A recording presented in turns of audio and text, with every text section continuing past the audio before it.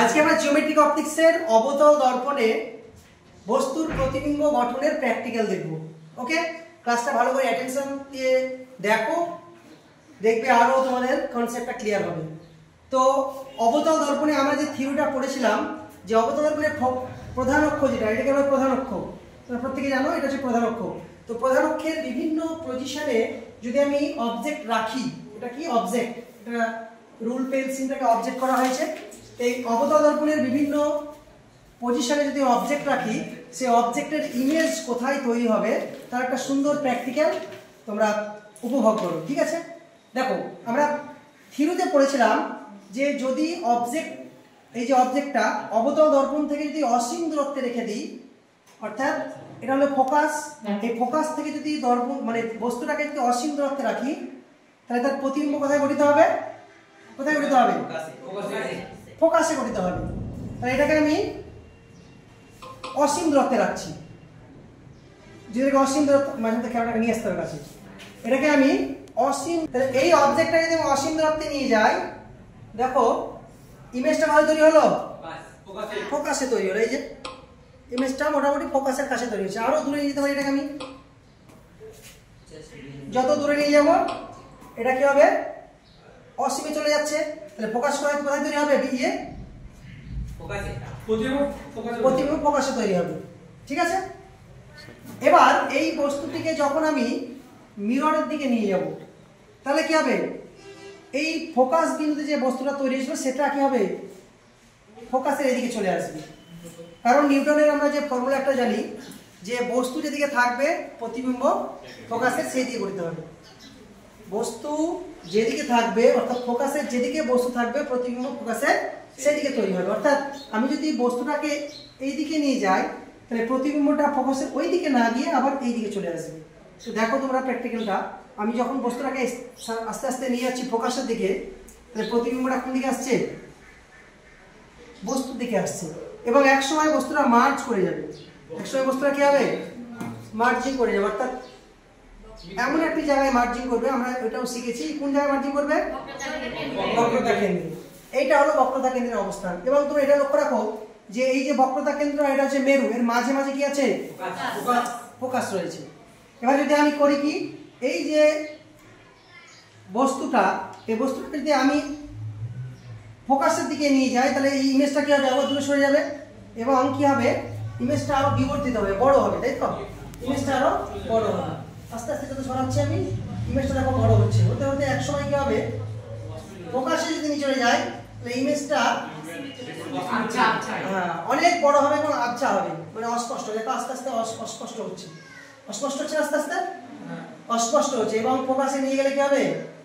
ফোকাসে নিয়ে গেলে ওটা অসীমে চলে যাবে এবং অস্পষ্ট হয়ে যাবে। ফোকাস থেকে যখন অবজেক্টটিকে আমি মিরর দিকে নিয়ে আসবো, ফোকাস থেকে যখন অবজেক্টটিকে আমি মিরর দিকে নিয়ে আসবো, তখন কি হবে? মিররটি এই বস্তুর একটা অসৎ প্রতিবিম্ব তৈরি হয়ে যাবে মিররের পেছনে। এটাকে আমি যদি সরাই, তাহলে একটা অসৎ প্রতিবিম্ব তৈরি হবে মিররের পেছনে যাবে।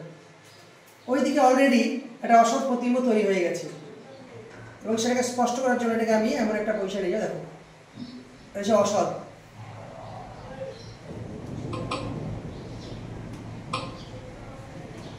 ফোকাস থেকে যখন আমি এটাকে মেরু এবং ফোকাসের মাঝে নিয়ে যাব, তখন বস্তুর প্রতিবিম্ব কেমন হবে? অসৎ হবে এবং সোজা হয়ে যাবে। অসৎ এবং কি হবে? সোজা হবে। মানে এইখানে প্রত্যেকটা কেস আমাদের জানতে হবে। আমরা প্রথম কেসটা পড়েছিলাম কি, অসীমে যদি বস্তু রাখি তাহলে কোথায় তৈরি হবে?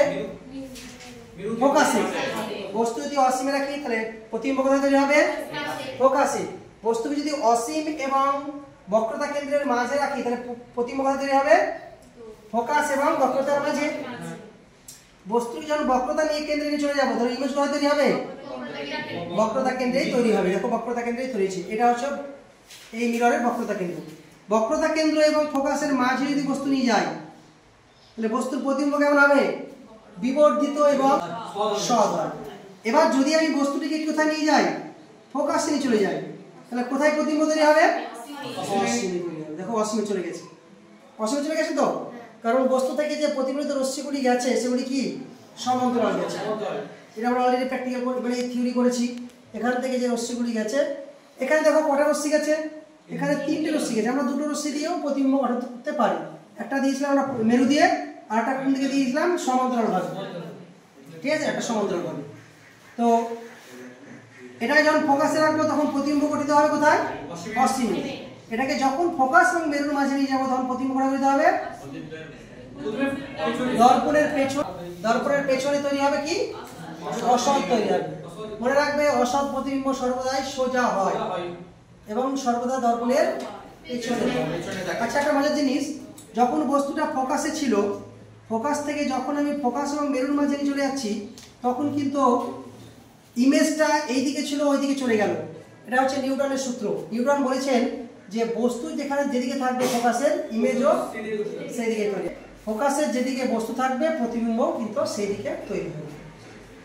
আর একটা জিনিস, এখানে একটা কেস মধ্যে পরীক্ষা আসে যে অবতল দর্পণে বস্তুর যে প্রতিবিম্ব গঠিত হলো সেই প্রতিবিম্বটা যখন অসৎ হবে সেই ক্ষেত্রে এই কাঁচটি বা এই যে মিররটি কেমন হিসেবে কাজ করে? ম্যাগনিফাইং গ্লাস হিসেবে কাজ করে বা আতস কাঁচ হিসেবে কাজ করে।